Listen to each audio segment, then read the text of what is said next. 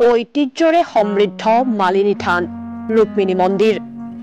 বহু পৌৰাণিক ঐতিহ্যৰে সমৃদ্ধ মালিনী থান অসম অৰুণাচল সীমান্তৱৰ্তী অঞ্চলত অৱস্থিত উত্তৰ-পূবৰ এখন উল্লেখযোগ্য ধৰ্মীয় পৰ্যটন ক্ষেত্ৰ ঐতিহাসিক মালিনী থানক উত্তৰ-পূব ভাৰতৰ অন্যতম বৃহৎ শক্তিপীঠ বুলি গণ্য কৰা হয় সেউজীয়া পাহাৰৰ আবেষ্টনীৰ মাজত এক নৈসৰ্গিক পৰিৱেশেৰে ঐতিহাসিক মাহাত্ম্য থকা এই থান অতি জাগ্ৰত বুলি বিশ্বাস কৰা হয় প্ৰবাদ মতে অত্যন্ত জাগ্ৰত মা মালিনীক ভক্তিভাৱে পূজা অৰ্চনা কৰিলে মা মালিনীৰ কৃপা দৃষ্টি লাভ কৰি মনোবাঞ্ছা পূৰণ হয় ধেমাজি জিলাৰ চিলাপথাৰ চহৰৰ পৰা প্ৰায় 8 কিলোমিটাৰ নিলগড় নামনি অৰুণাচল প্ৰদেশৰ পশ্চিম চিয়াং জিলাৰ লিকাবালি নামে এখনি সৰু ঠাইৰ এটি পাহাৰৰ ওপৰত সমভূমিৰ পৰা 21 মিটাৰ উচ্চতাত এক মনোমোহা পৰিৱেশৰ মাজত মালিনী থান অৱস্থিত এই মন্দিৰৰ চৌদিশৰ প্ৰকৃতিৰ বিনন্দীয়া অপৰূপ নান্দনিক সৌন্দৰ্যই পৰ্যটকক বিমোহিত কৰি তোলে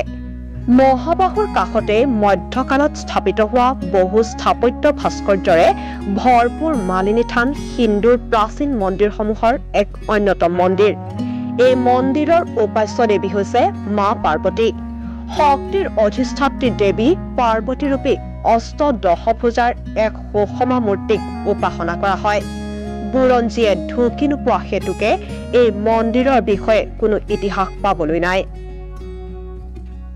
প্ৰত্নতত্ত্ববিদসকলে ইয়াৰ খনন কাৰ্যত উদ্ধাৰ হোৱা মূৰ্তিসমূহ পৰ্যবেক্ষণ কৰি এই মন্দিৰ আনুমানিক 14-15 শতিকাৰ বুলি অনুমান কৰা হৈছে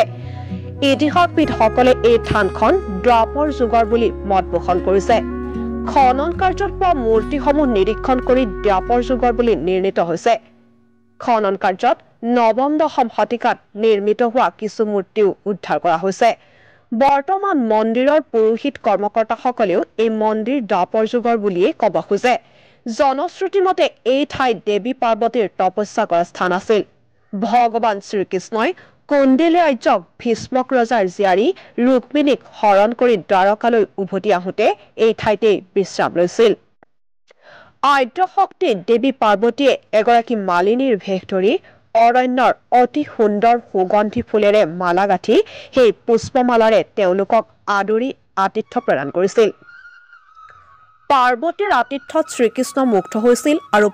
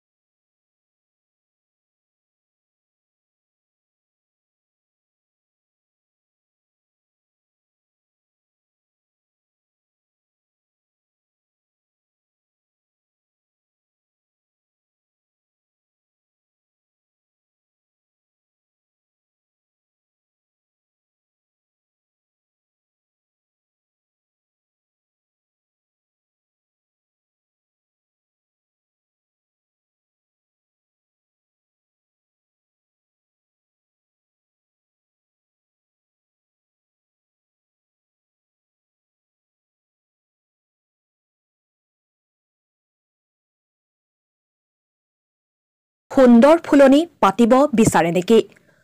আপুনি উন্নত মানৰ ফলৰ পুলি ৰোপণ কৰিব বিচাৰে নেকি